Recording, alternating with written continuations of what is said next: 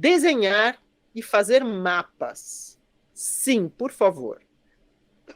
Desenhe, nem que seja esquematicamente, e faça mapa dos lugares por onde os seus personagens andam, mesmo que seja uma casa.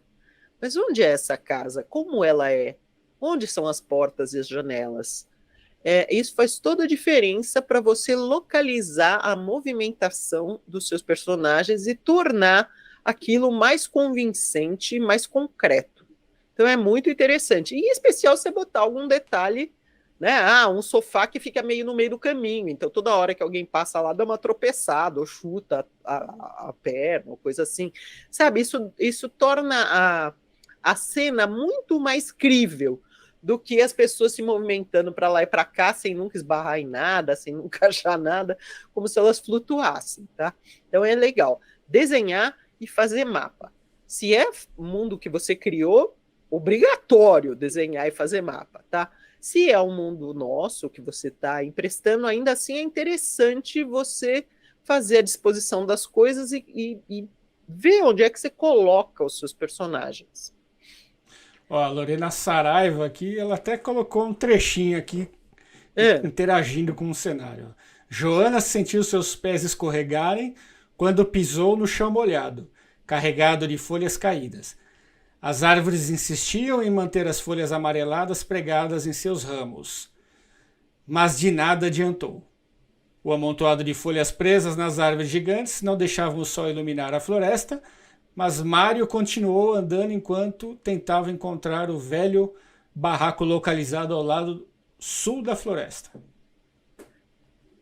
Tá dando um pouco de toque aí, mas eu gostei desse escorregar no chão molhado. Isso, sim, deu instantaneamente uma sensação, né? Muito bom. Se fosse um pouquinho mais por aí, né, da temperatura, né, porque o chão molhado deve estar um pouco mais fresco, né, talvez até frio. Mas, sim, você está dando um pouco aí uh, da, da, da impressão do lugar. Inclusive uma impressão que é um pouco desconfortável, né? Ótimo. Aqui é a Paola Azevedo. E quando estamos escrevendo um diário, como lidar com o cenário? Ah, mencione alguma coisa que tenha a ver com aquilo que você está relatando no diário.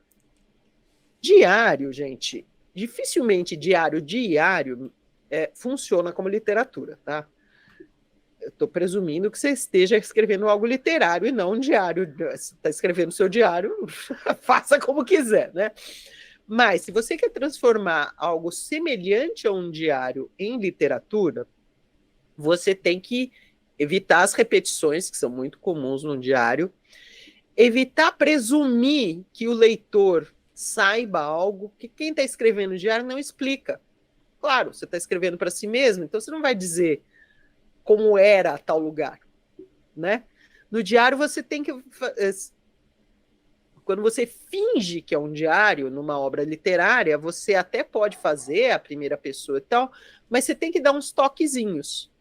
E os toquezinhos é, por exemplo, dizer: ah, eu entrei na cozinha da minha mãe e, como sempre, ela estava lá batendo um bolo de limão, enquanto ela falava comigo de costas lá na pia, eu senti o cheiro do limão, ou seja, contando uma cena diária, mas ainda assim você dá uma situada e dá algum detalhe para o leitor conseguir se localizar.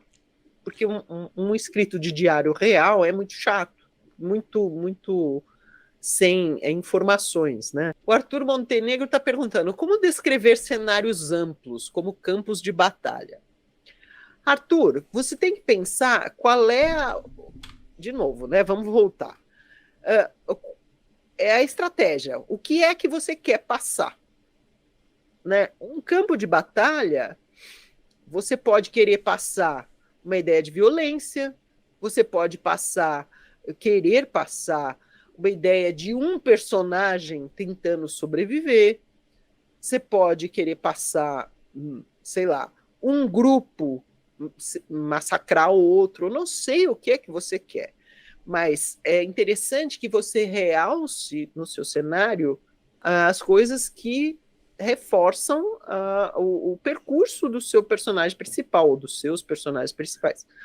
Então, se é importante a batalha em si, a luta, não é legal você descrever de longe, é legal você descrever de perto.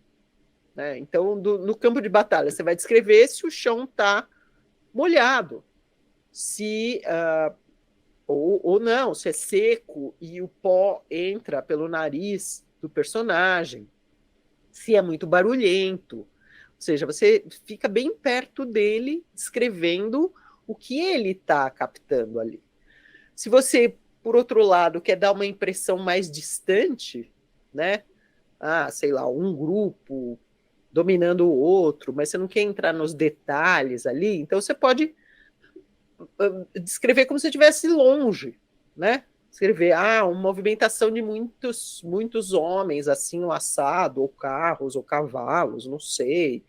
E alguns subiram, outros desceram, e a terra se tingiu de sangue. O que você achar, porém, estrategicamente, né? Acompanhando o percurso do seu personagem. Então, se o seu personagem está ali querendo sobreviver, não faz sentido você mostrar o cenário de longe.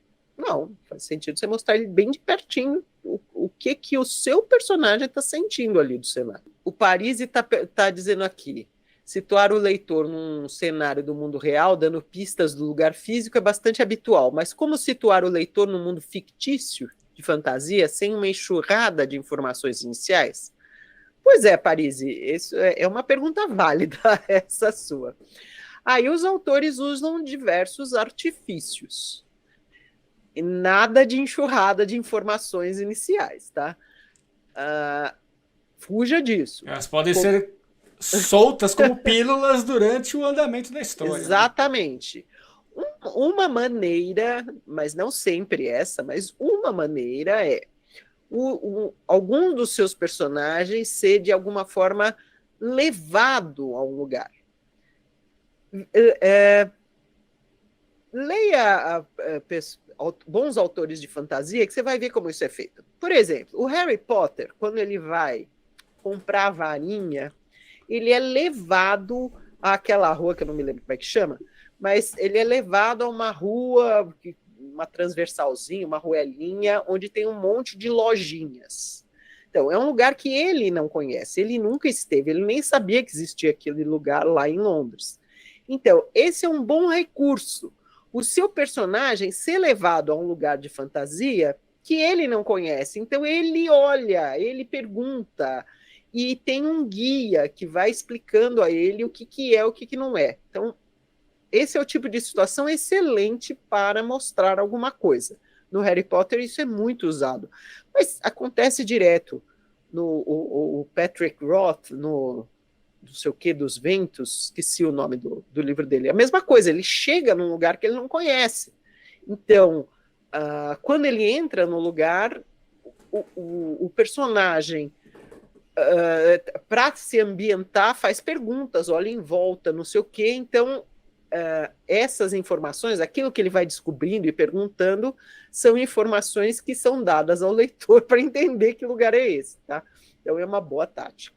Olá, escritor, aqui é o Sidney Guerra e eu sou o cara que vai fazer o seu próximo livro. Vou fazer a capa, a diagramação, a revisão, a impressão, vou entregar o livro pronto para você. Para saber mais, dá uma olhada aqui embaixo na descrição desse vídeo.